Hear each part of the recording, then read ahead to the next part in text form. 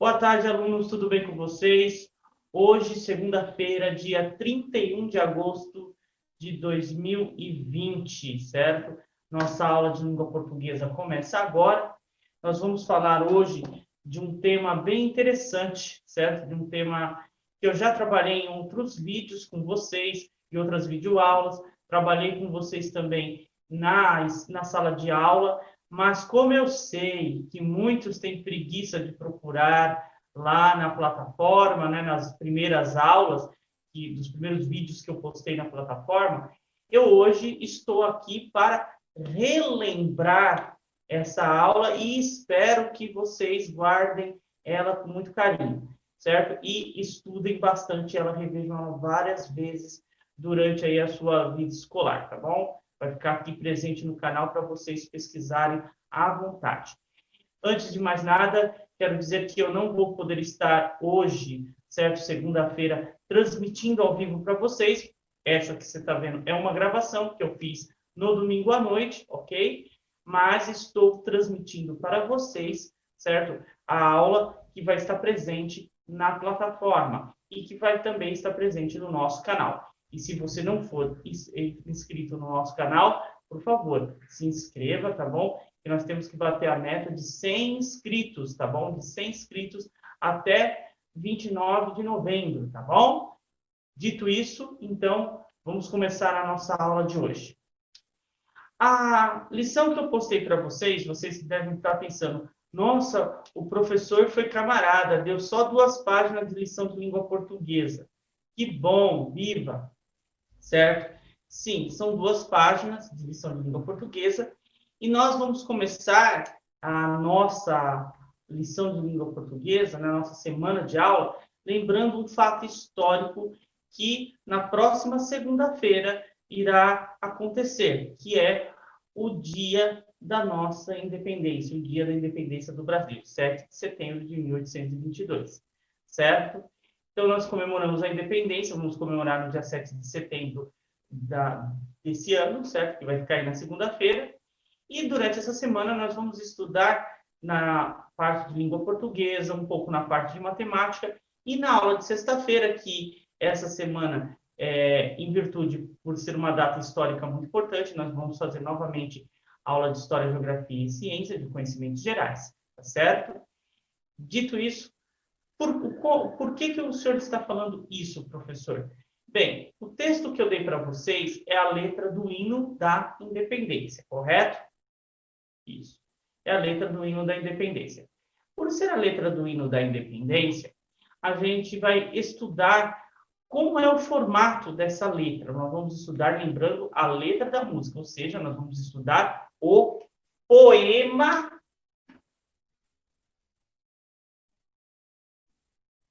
que faz parte da música, né? Da música, ou seja, da melodia.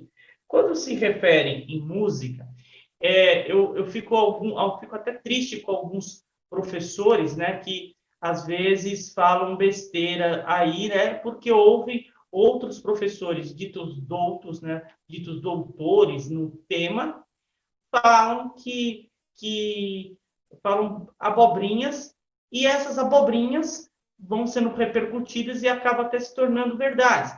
É aquele velho conhecido fato que assim, uma mentira, muitas vezes contada, se torna verdade. E isso é falso, certo? Mentira pode ser contada 1 milhão ou 1 trilhão de vezes, ela sempre vai continuar sendo mentira.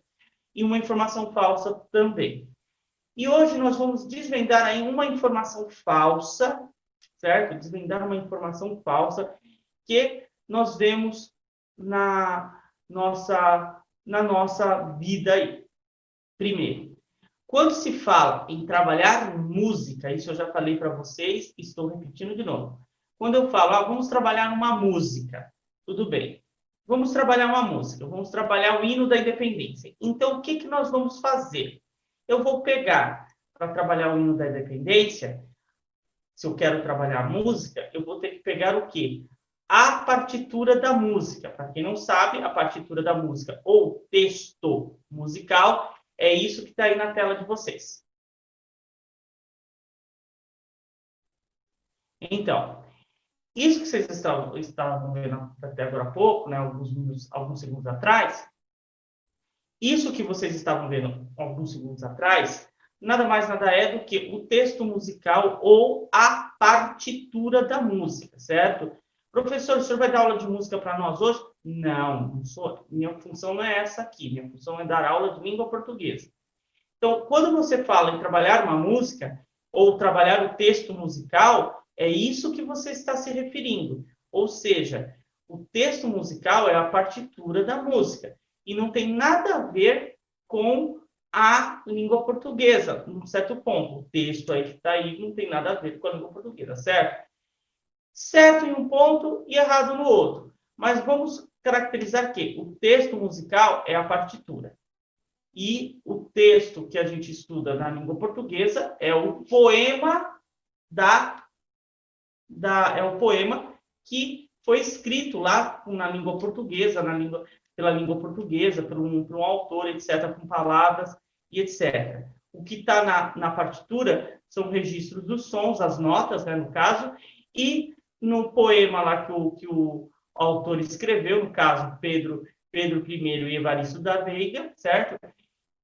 É o poema musical, certo? É o poema musical, certo? O poema que faz parte, o texto que faz parte daquela melodia, daquela partitura, ok? Então, quando se fala em gênero de texto, certo? Em gênero de texto,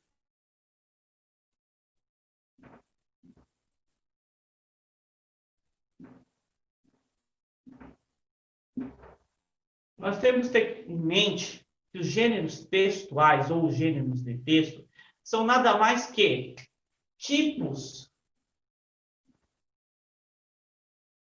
ou formatos de textos. Como assim? Então, quando eu falo de gêneros de texto, eu estou falando de formatos de textos diferentes. Por exemplo, quando eu falo, por exemplo, vamos escrever um bilhete. Bilhete é uma forma de texto que é diferente, por exemplo, de um conto de fada, que é um outro formato de texto. Então, a esse tipo de diferenças nós chamamos de gêneros textuais. Então, nós temos aí vários gêneros textuais. Nós temos a poesia, nós temos nós temos a prosa, nós temos o gênero conto de fada, que também pode ser uma prosa também. Nós temos os contos populares.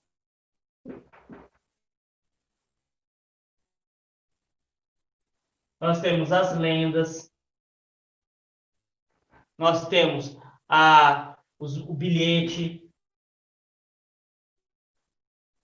Nós temos um que eu vou trabalhar com vocês mais para frente, que é a sinopse, o resumo, um outro também que é muito famoso, também que a gente usa muito, que é a resenha.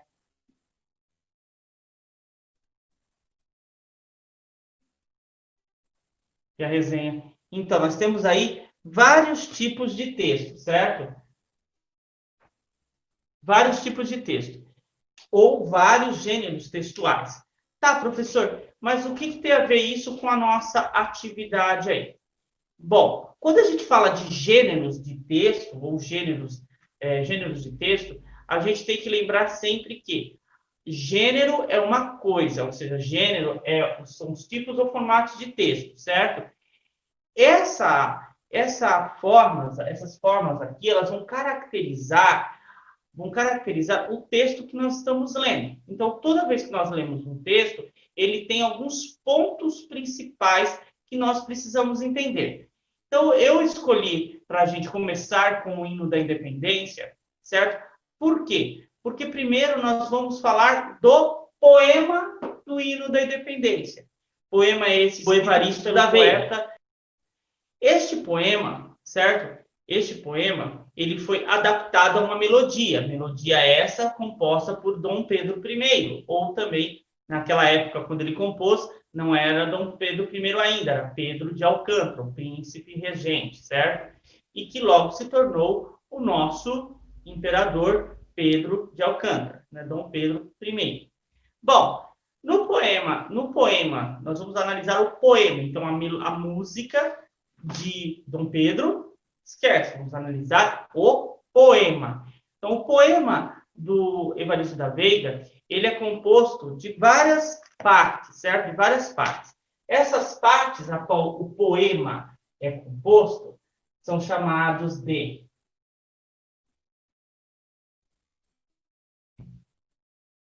versos e estrofes. Estrofes. E também o famoso, nos poemas também, o estribilho. Tá. O que seria o verso? Bem, o verso, ele é a linha do poema. Então, você tem assim, o verso, eles são as linhas do poema, certo? As linhas, elas são sempre, geralmente, num poema, elas são sempre frases ou frases, vamos dizer assim, frases com um sentido lógico, certo? Com um sentido lógico na construção, porém, certo? Com uma necessidade de uma interpretação sempre ao final de cada estrofe. Tá? E o que é estrofe? Estrofe é o conjunto de versos. Mas não é um conjunto de versos qualquer. Então, eu tenho que ter, para ter uma estrofe bem feita, eu tenho que ter um sentido. Todos os versos dessa estrofe têm que formar um sentido único. Tá, professor? Entendi. E o estrebilho? O que é o estrebilho? O estrebilho, ele é uma estrofe também. Ele é a estrofe que se repete no poema. Então, o nosso, não sei se dá para ver aqui, acho que não, deixa eu melhorar aqui. É que escrever assim de lado é meio complicado. O que é o estrebilho? É a estrofe que se repete no poema. Certo? Então, eu tenho lá, ó, os versos são as linhas do poema, as estrofes são um conjunto de versos, e o estrebilho é a estrofe que se repete no poema. Então, tá.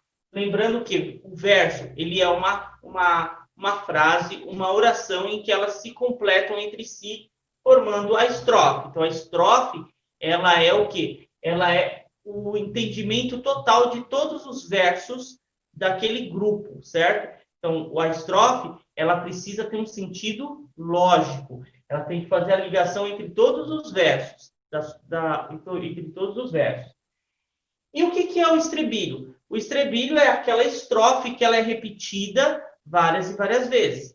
No hino da independência, nós temos aí, né, no hino da independência, composto pelo Evaristo da Veiga, o poema, composto pelo poeta Evaristo da Veiga, o poema, ele tem um estrebilho. O estrebilho dele é aquela parte onde nós vemos assim escrito. Vou pegar aqui, certo, aqui um livro que eu tenho, uma partitura que eu tenho, ó.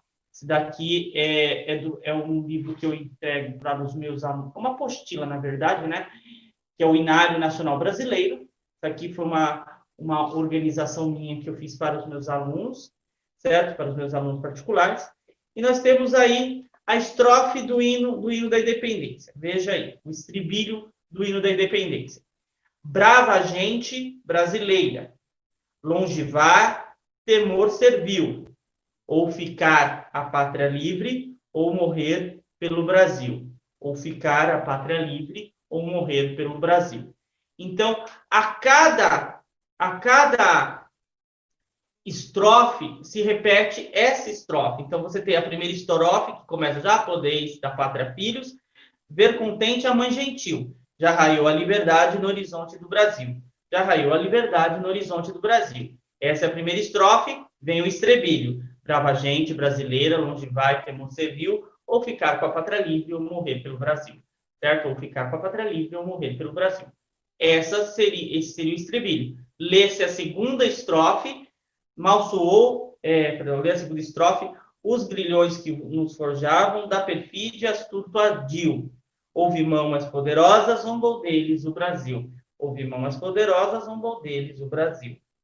Aí, brava gente brasileira, onde vai, temor servil, vou ficar com a pátria livre ou morrer pelo Brasil. Então, esse é o estrebilho que está sendo repetido entre cada estrofe. E o interessante é que o poeta Evaristo da Veiga, certo? Depois vocês pesquisem sobre ele, né? Sobre o poeta Evaristo da Veiga. O interessante do nosso poeta é que ele faz o seguinte, aliás, o interessante não, isso todos os poetas, certo? Todos os bons escritores, todos os bons poetas fazem isso. O estrebilho, ele vai fazer o que? A relação com todos os versos, com todos as outras estrofes do poema. Ou seja, ele não é simplesmente uma repetição aleatória, ele é um complemento de cada uma das estrofes, certo? Cada uma das estrofes. E uma curiosidade, que o poema do Evaristo da Veiga, ele foi modificado, certo? Porque ele era muito longo, certo? Ele tinha, acho que mais ou menos 8 estrofes, se eu não me engano, 8 estrofes, contando com a repetição do estribilho. Então, sem contar com a repetição do estribilho. Então, ele era muito longo. Então, o que se foi feito? Se reduziu ele para 4 estrofes e as repetições do estribilho. Então, ele era muito longo e foi reduzido um pouquinho, tá certo? Mas vocês conseguem facilmente achar aí a versão, né? A versão dele completa, certo? Na internet, é só vocês depois procurarem, tá? Bom, assim como a biografia também do Evaristo da Veiga. Faz bem conhecer bons escritores, como Evaristo da Veiga e outros aqui que eu já citei muitas vezes em vídeos aí que vocês já assistiram aqui no nosso canal, certo? Continuando aí a nossa aula. Então, o poema de Evaristo da Veiga, ele vai narrar, certo? Ele vai narrar o fato da nossa independência. Lembrando assim, no final da aula eu vou dizer aonde que eu pesquisei para preparar essa aula para vocês, tá bom? Então, o Evaristo da Veiga, quando ele vai escrever o poema, certo? Que ele fez, né? Que ele teve a sua inspiração. Ele, por ser também amigo de Dom Pedro, certo? Por ter uma certa amizade com Pedro II, ele faz o quê? Ele simplesmente ele vê em Pedro aquilo que aquele fato que era algo que marcou a história do país, certo? Poderia até ser assim, falar, professor, mas eu não acredito que seja dessa forma, que foi dessa forma, certo? Eu já ouvi falar aí, tem professores que falam que, bem, em primeiro lugar, nós não estamos lá para ver como é que era, certo? Não existe máquina do tempo. Então, da mesma forma que eu posso, às vezes, estar falando assim, embelezando um fato histórico que foi muito simples, certo? A mesma coisa pode ser que o outro professor ele esteja jogando, derrubando, né? Derrubando não, eu não consigo achar uma palavra melhor. Vou usar a palavra detonar. Detonando às vezes uma cena que realmente foi memorável. Então, tudo que eu vou falar agora é referente ao que eu já estudei. Então, o que eu já estudei. E que não é coisa pouca, tá? E tem livros que eu vou depois deixar citado na descrição aqui da aula, que vocês possam estar pesquisando, tá? Vocês não precisam acreditar só na minha fala. Pesquisem, leem, certo? Leem, certo? Leem, certo? Bom, vamos lá. O Evaristo da Veiga, ele nasceu na cidade do Rio de Janeiro, a 8 de outubro de 1799, certo? Ou seja, ele nasceu há bem mais que 100 anos, há bem mais de 100 anos, certo? Fez seus primeiros estudos com seu pai, certo? O Francisco Luiz Saturnino, que era professor primário, e matriculou-se a seguir no curso de Humanidades do Seminário São José. Bem, naquela época, senhores, como eu já falei para vocês muitas vezes na escola, não existia escola no formato que vocês têm hoje, certo? A escola era feita com as pessoas que eram abastadas, elas tinham os preceptores, que eram professores particulares unicamente para aquele aluno. Então, ele vivia na casa com os pais, ele fazia parte da família, para dizer a verdade. O preceptor, ele fazia como se fosse parte da família. E ele era único e exclusivamente para educar os filhos. Isso era o preceptor, certo? Não é a mesma coisa que babá. Preceptor é uma coisa, babá é outra, pai é outra. O preceptor, ele estava lá para ensinar o filho a conhecer os conhecimentos gerais, ou seja, o conhecimento universal, língua, matemática, literatura, etc. Ok? Daí depois a gente tem uma aula que eu estou preparando aqui para o canal sobre isso, mas sobre esse assunto, e eu gostaria muito que depois vocês vissem essa aula, tá certo? Mas não entra aqui ao caso. Ele encaminhou-se depois no comércio de livros por vontade do pai, que, aposentado, abriu uma casa desse ramo, ou seja, o pai dele abriu uma livraria.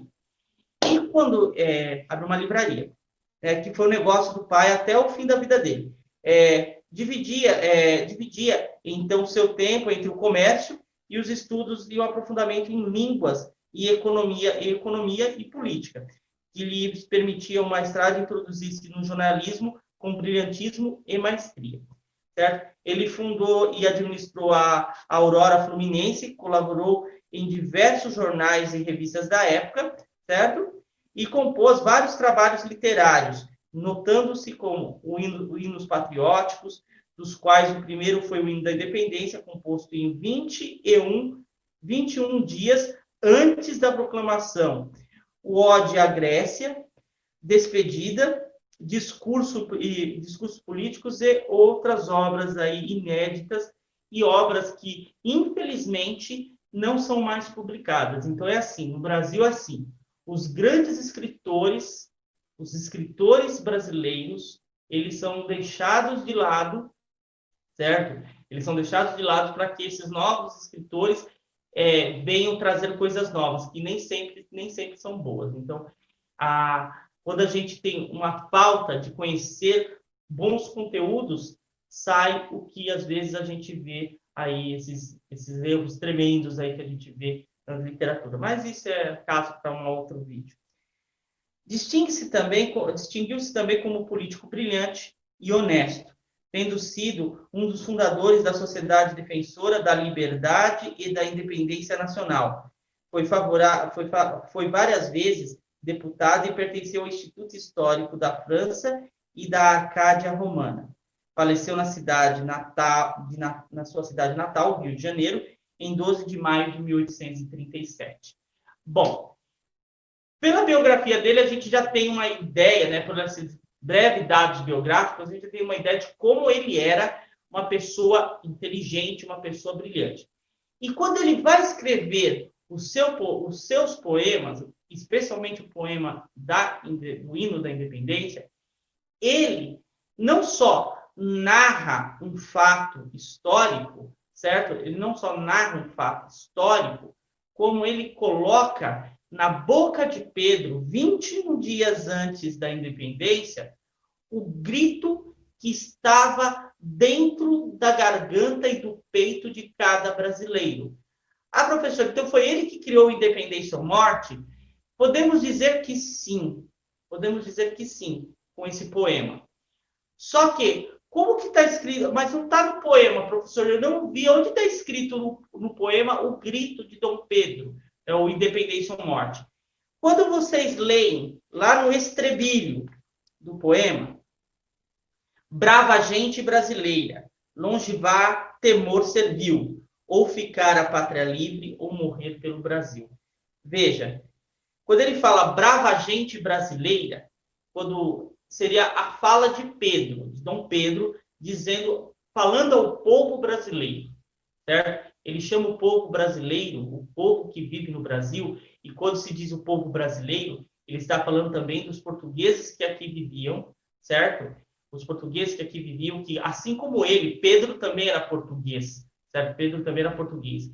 E no ato da independência, eles se tornaram brasileiros, certo? Inclusive Pedro se torna brasileiro também. Isso está aí escrito na Constituição de 1824.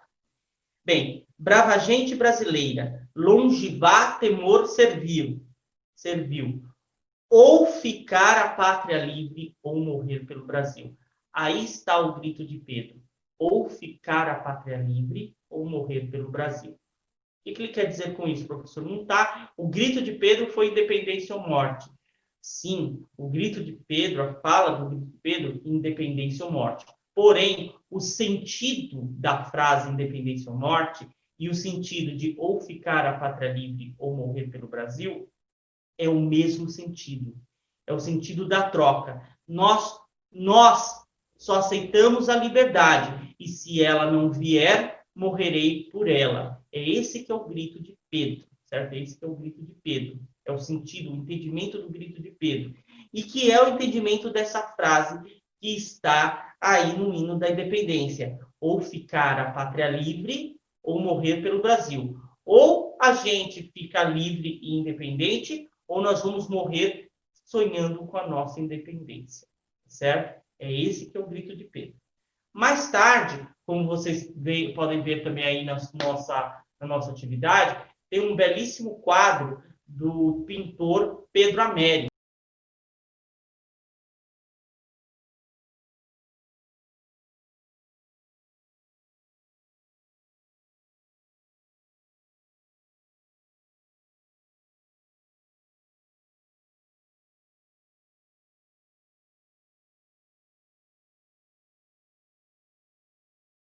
Pedro Américo, certo? Que é o Pedro Américo, que é o pintor. Ele não esteve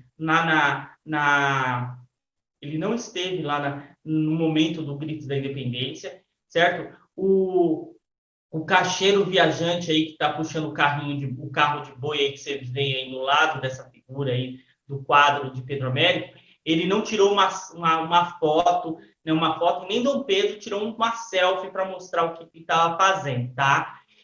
O quadro que o nosso grande pintor Pedro Américo, depois até vocês podem questionar o professor de arte sobre a técnica de Pedro Américo ao pintar esse quadro e outros quadros também de Pedro Américo que são muito bonitos, né? São muito belos, certo? Pode questionar ele também, perguntar para ele sobre isso, né? Porque até a especialidade dele é a pintura. O quadro de Pedro Américo, ele retrata, na verdade, não a cena, ele não viu a cena, mas ele retrata a cena que ele ouviu no hino da independência. Então, aquela cena ali aquela cena que também é baseada em outro quadro muito famoso, que é o chamado A Liberdade Conduz o Seu Povo, que eu vou colocar na edição, eu vou colocar na edição aí o quadro para vocês verem. Ele tem uma certa inspiração nesse quadro, A Liberdade Conduzindo o Seu Povo, e o quadro de Pedro Américo. Então, ele tem uma inspiração aí para fazer o quadro. Porém, você pode perceber que o quadro de Pedro Américo, ele é mais o hino da independência do que a cena propriamente dita. E eu vou dizer para vocês, meus queridos alunos, essa cena que o Pedro Américo pintou, ela provavelmente ela pode ter existido, mas não da forma com que ela foi pintada, certo? Com que ela foi pintada assim. Aí é uma forma mais romantizada do quadro, do momento histórico. o que não deixa de ser bonito, certo? O que não deixa de ser belo, não deixa de ser algo assim vibrante, certo? Algo vibrante. Então, eu quis colocar aí o quadro para vocês terem uma experiência de ver como é uma obra artística pensada através de um poema, tá certo? Então, o gênero textual aí que nós temos aí do poema de Pedro Américo, certo? Ele nos traz esse assunto em voga, a independência do Brasil, certo? A independência do Brasil. Mas o que vinha a ser a palavra independência, né? Vocês estão aí pesquisando nos dicionários para saber o que é independência. Mais do que o sentido lexical da palavra independência, certo? Ela tem um sentido também todo emocional, todo vivo na vida brasileira, na vida do brasileiro, certo? Do brasileiro. Especialmente, como vocês viram na aula de sexta-feira, quando eu falei do folclore e do período romântico da literatura, das artes, né, do período artístico chamado romantismo, que foi nesse período em que ocorreu a independência do Brasil, o Brasil estava se conhecendo, se entendendo como país. E aí, com a chegada da família real portuguesa, certo? E lembrando que o Brasil, até aquele certo momento, ele era colônia de Portugal, certo? Com a chegada da família portuguesa no Brasil e também com Dom João VI, o pai de Dom Pedro II, rei de Portugal, ele, aliás, na época ele não era rei ainda de Portugal, ele era príncipe regente porque a mãe dele ainda era viva, Dona Maria I, popularmente conhecida como Dona Maria a Louca, certo? Quando a família real portuguesa chega em 1808 no Brasil, o romantismo, o período romântico, né, o período literário, artístico chamado romantismo, estava tão presente, tão vivo, aquele reviver da cultura, da história do próprio país, estava tão vivo no coração dos brasileiros, na literatura, na música, na poesia, nas artes plásticas, pintura, arquitetura, etc., estava tão presente que o próprio Pedro, que na época, na chegada aqui do Brasil, ele era um menininho de 9 anos de idade, ele bebeu desse momento. E ele se tornou ali, naquele momento, brasileiro. A gente fala que o Pedro se torna brasileiro quando ele começa a beber desse período, né, da nossa cultura, o romantismo no Brasil, certo? E vale a pena conhecer esse período, né? Pena que a gente só vai estudar esse período, certo? Lá nas aulas de literatura no ensino médio. Mas você também pode estudar também, ou o pai de vocês podem estudar também. Basta, né, basta entrar em contato comigo, certo? Que eu estou dando também aula de um curso de literatura totalmente digital, tá certo? Só entrar em contato comigo aqui, né, nos contatos abaixo, e nós vamos estar iniciando as nossas próximas turmas.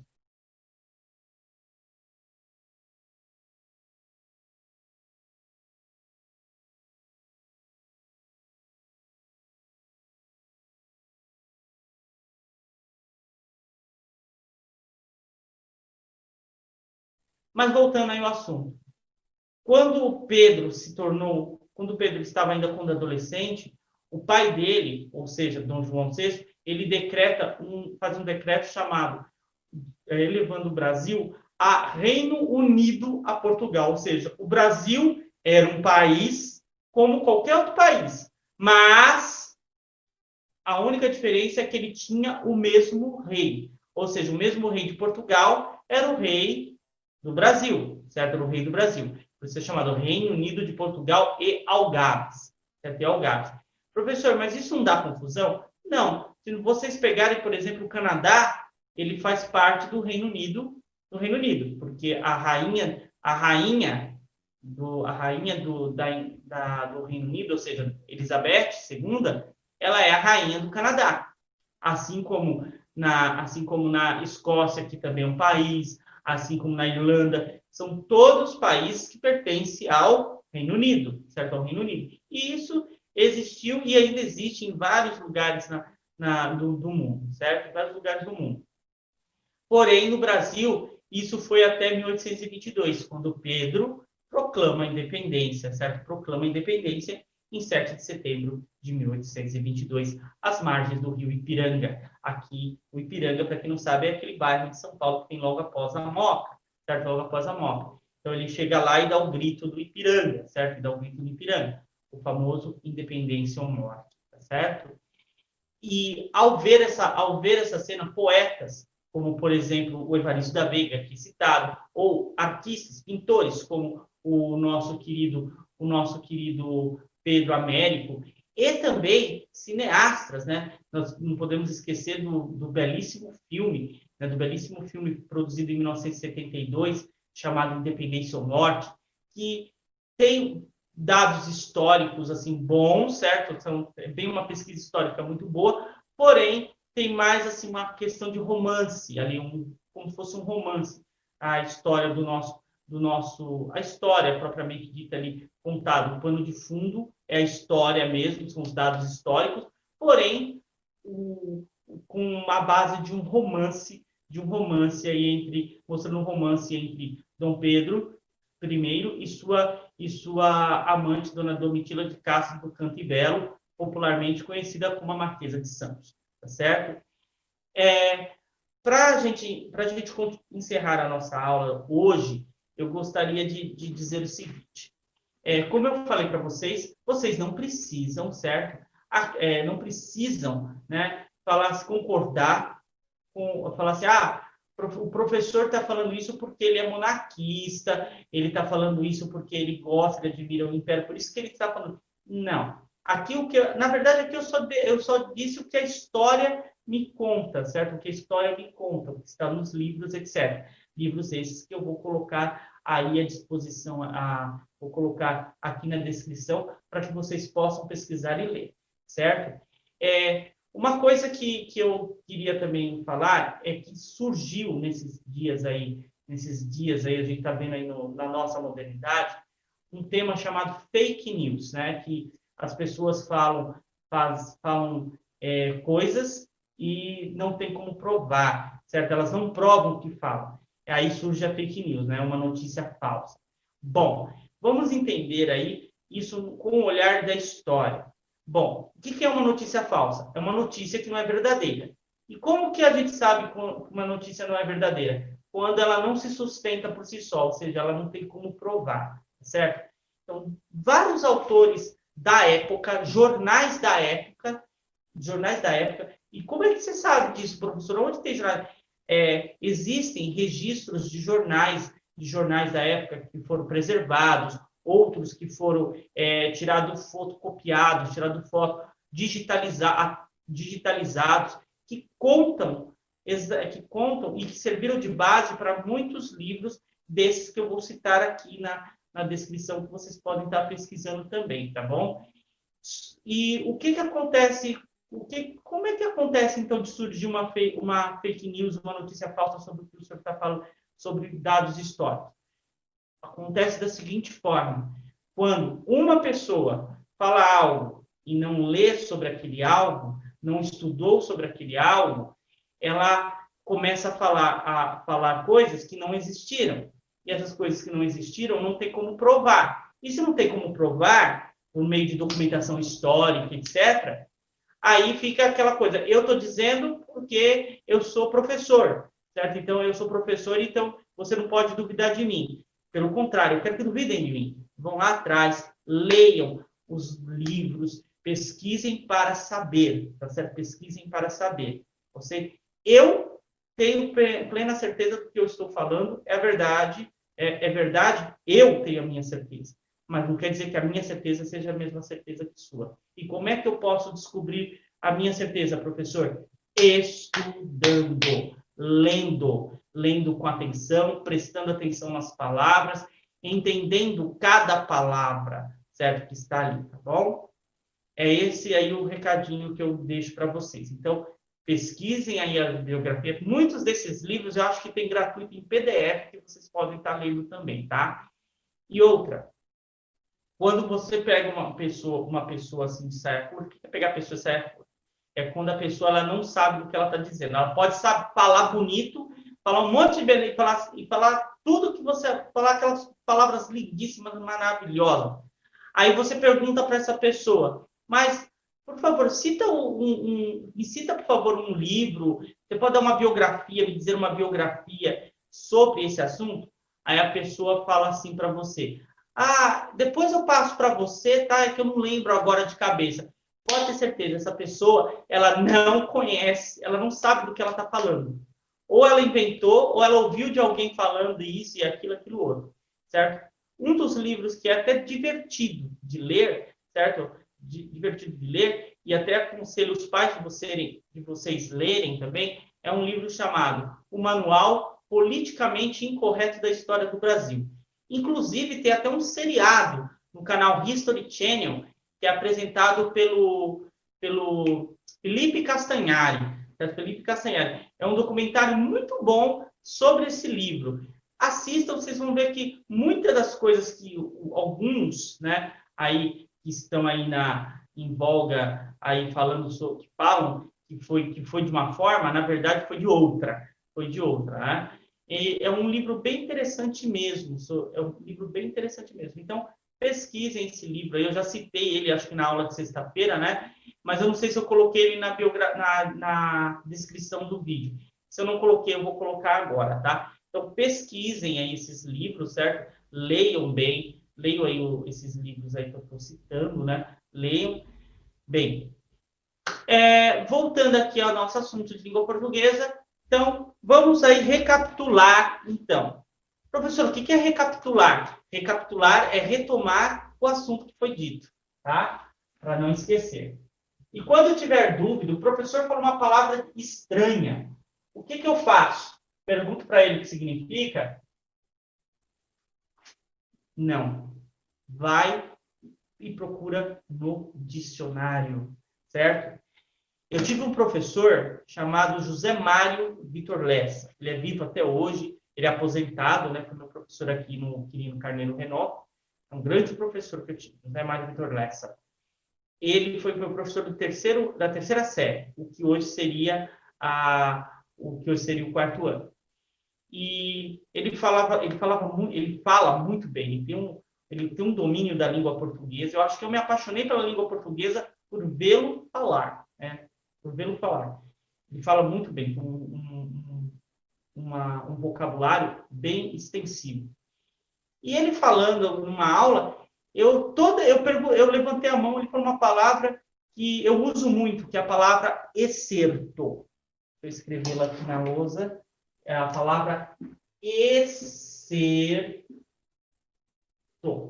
Excerto. Ele usou essa palavra numa explicação. Eu ouvi aquela palavra, eu fiquei assim, eu achei a palavra bonita. Eu falei assim, nossa, olha que palavra bonita, né? Desculpa que caiu um negócio aqui no chão e eu tô com medo de pisar. Então, nossa, que palavra bonita, né? Excerto. Palavra bonita. E aí eu levantei a mão e perguntei para ele, professor, o que é excerto?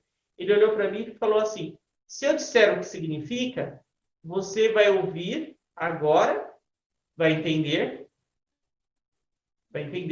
passados 5 minutos, você vai esquecer. E depois, se eu falar de novo, você vai me perguntar a mesma coisa. Então, você vai fazer o seguinte, toda vez que eu falar uma palavra assim, você vai, anota essa palavra e depois procura no dicionário o significado dela. E estuda o significado dela no dicionário, para você ver. O dicionário serve para isso, para você estudar as palavras. E dito e feito. Ele falou isso para mim, eu comecei a fazer isso. E dito e feito, meu vocabulário começou a crescer muito. E é a dica que eu dou para vocês. Então, viu uma palavra diferente, em vez de perguntar, pai, o que significa? Ou não sei o que significa? Vai e estuda ela, procura ela lá no dicionário, procura ela no tio Google, vê o que significa, vê como ela é pronunciada, como se faz a separação silábica dela. Então, estuda a palavra e acrescente ela no seu glossário, no seu vocabulário, certo? Então, tá. Continuando aí a nossa conversa. Vamos recapitular a nossa aula. Então, nós falamos sobre gêneros de texto. Tá? Gêneros de texto. Acho que não dá para ver isso um pouquinho muito alto, certo? O que que é o gênero? O que que são gêneros de texto? São as formas e formatos de textos, certo? Isso que é certo? Isso é o que é os gêneros de texto. E quais são os mais usados no quarto ano, no quinto ano? Quais são os mais usados? Os mais usados são,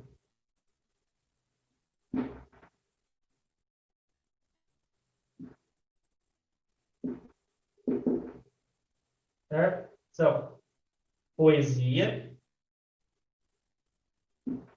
certo? Poesia, eu vou colocar aqui barra, certo?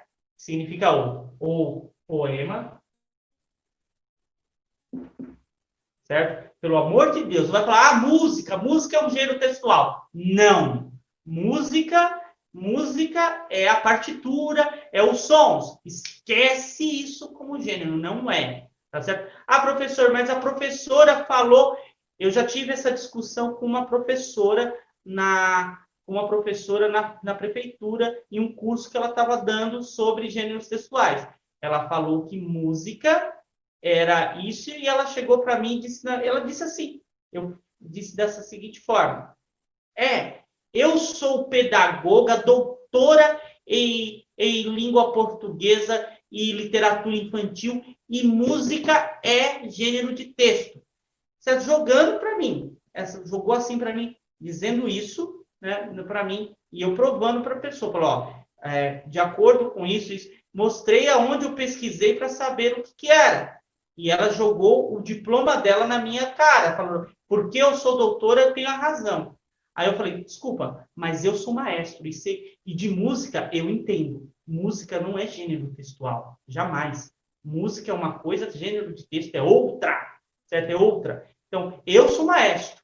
Por eu ser maestro, eu posso falar isso. Mas eu não vou jogar o meu diploma ou a minha batuta, né? Que eu falo jogar minha batuta.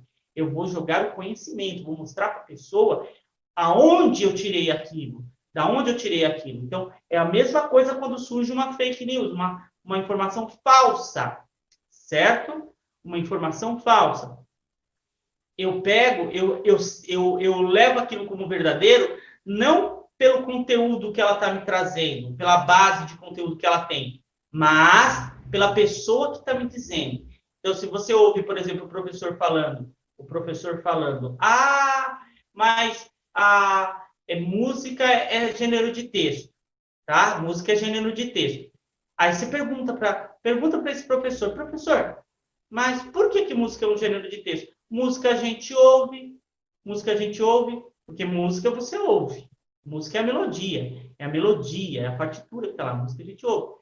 Não, mas aquilo que você está ouvindo, por exemplo, você está cantando lá, tirei o pau no gato, aquilo ali é música. Aquilo que você está ouvindo, aquilo que eu estou ouvindo. Então, aquilo que está escrito, a letra lá escrita, tirei o pau no gato, mas o gato morreu, aquilo ali é música. Não, aquilo ali é poesia, é um poema. É um poema. Então, no caso, quando a música está lá escrita com palavras, lá o texto da música, né? O texto da música também não. O texto da música é a partitura. Quando você vê lá aquilo que é cantado, que é pronunciado, escrito com palavras, aquilo é uma poesia ou um poema. Você também tem as lendas e parlendas.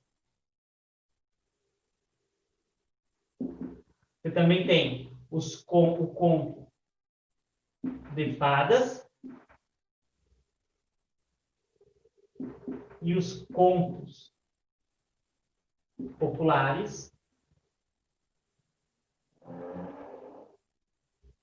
Vamos lá. Qual que é a diferença de conto de fada para conto popular? Simples.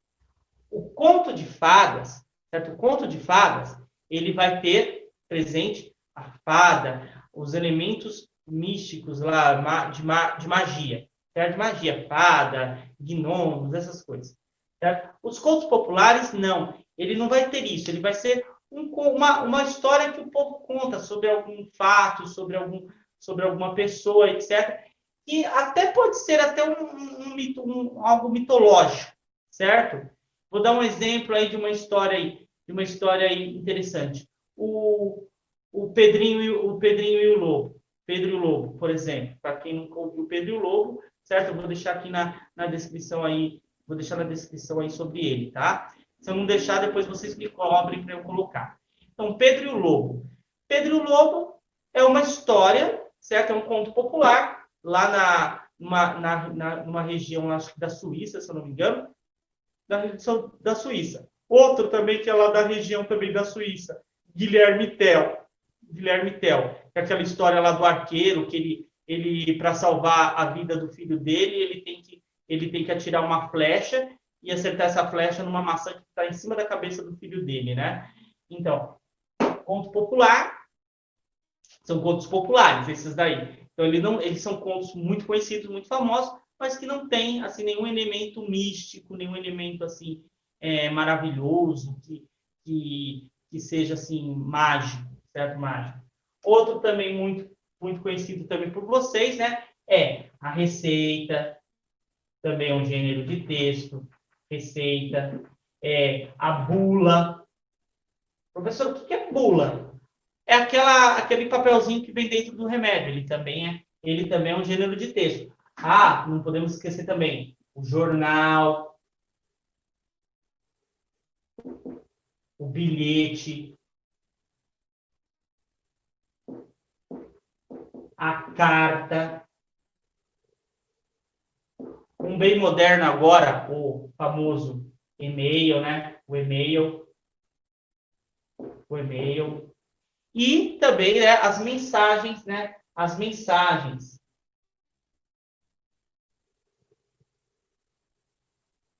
As mensagens. Como assim, professor, as mensagens? Sim, as mensagens, elas também são, essas mensagens rápidas, por exemplo, do WhatsApp, do Instagram, elas também são um gênero de texto à parte, né? Porque elas têm um formato também, umas regrinhas a ser seguidas. Cada uma delas tem suas regras, certo? Tem suas regras para serem seguidas. Eu vou depois tentar fazer, né? Eu vou tentar, eu não vou dizer que eu vou fazer. Eu vou tentar fazer uma série explicando cada característica de cada uma desses gêneros textuais, tá bom? Tá certo? Mas assim, eu garanto para vocês que assim, todos esses daqui, ó, todos esses lenda, contos de fada, contos populares, certo? Esses aqui, eles são chamados de gêneros, tem uma característica que todos eles têm igual. E aí ele forma um gênero maior. E assim sucessivamente. Mas isso a gente vai explicando mais para frente, tá bom? Importante que vocês tenham na cabeça de vocês todos esses gêneros, certo? Saibam todos esses gêneros de cor e salteado, certo? De cor e salteado, ok? Para que você, né, na hora da prova do SARESP, na hora que você tem que fazer alguma atividade, você tenha também, né, a capacidade de fazê-la bem, tá bom? Tá certo? Eu vou agora me despedir aqui, certo? Desejando para vocês aí um ótimo fim de tarde, certo? Estudem, façam as atividades, tá certo? Façam as atividades. Qualquer dúvida, pode entrar em contato comigo, eu vou estar atendendo vocês a partir da 1 da tarde. Eu só não sei se eu vou poder estar essa semana, ó, transmitindo aula, certo? Eu vou tentar transmitir na quarta-feira a aula de matemática. Se não, eu vou postar na atividade, certo? Na atividade de matemática, já a aula propriamente dita para vocês verem, tá certo? Se bem que essa semana é uma aula mais curta, certo? Uma aula mais curta, ok? Mas eu vou estar tentando postar aí a aula direitinho para vocês assistirem, tá bom? Qualquer dúvida, qualquer pergunta, certo? Qualquer dúvida, qualquer pergunta, é só entrar e pedir uma chamada de vídeo individual, que a gente vai fazer essa chamada direitinho, tá bom? Ah, e lembrando, eu vou deixar na descrição, no comentário fixado, no primeiro comentário que está fixo aqui embaixo aqui desse texto, quando ele for publicado, desse vídeo, quando ele for publicado no YouTube, certo? Eu vou deixar uma pergunta no comentário fixado. Então, como é que você responde lá a pergunta? Você coloca certo? Seu nome, coloca lá, você coloca lá seu nome, por exemplo, Léo da Silva, certo? Aliás, Léo da Silva, Léo dos Santos, né? Léo dos Santos. Pá, coloquei lá, Léo dos Santos. E aí você coloca a resposta da pergunta lá. O professor perguntou isso, aí você coloca lá, isso, tá bom? Coloca, responda, certo? Cada pergunta vale 10 pontos. Cada pergunta, resposta certa vale 10 pontos, certo? No total de 100 pontos que você conseguir, você vai ganhar uma lembrancinha do canal. Este mês, certo? Este mês a lembrança é uma canequinha com a arte do canal, tá bom? Uma canequinha com a arte do canal. Então, tem que conseguir 100 pontos, certo? 100 pontos nessas atividades, tá? E, ó, só vale, no caso de vocês, né? Só vale nas aulas de língua, das aulas de língua portuguesa, história, geografia e ciências e matemática, tá? E também de leitura também, né? As aulas de leitura também. Das outras aulas de música, de literatura, não vale, tá? Só nessas matérias aí que são as que vocês fazem. Caso, tá bom? Eu não avisar vocês, certo? Não avisar vocês que vai ser transmissão, que a aula vai ser gravada. Vocês também vão saber porque vocês vão ver que eu vou postar a aula de matemática na terça-feira de tarde. Então, se vier com um vídeo, significa a aula de vocês já foi gravada, tá certo? Vocês foram gravadas, tá bom? Fiquem todos com Deus. Leiam o poema do hino da independência, certo? Quem quiser ouvir também pode pesquisar também aí o áudio, certo? Do hino da independência. Pesquisem o áudio, ouçam, certo? O áudio bem gostoso. Pesquisem a biografia do nosso querido poeta Evaristo da Veiga, tá certo? E até a próxima aula, se Deus quiser. Tchau, tchau.